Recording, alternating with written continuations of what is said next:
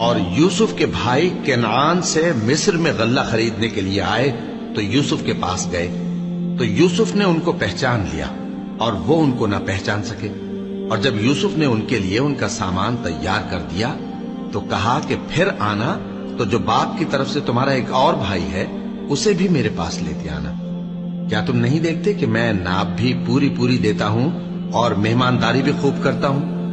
اب اگر تم اسے میرے پاس نہ لاؤ گے تو نہ تمہیں میرے ہاتھ سے غلہ ملے گا اور نہ تم میرے پاس ہی آ سکو گے۔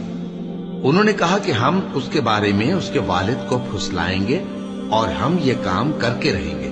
اور یوسف نے اپنے خدام سے کہا کہ ان کا سرمایہ یعنی غلے کی قیمت ان کے سامان میں رکھ دو۔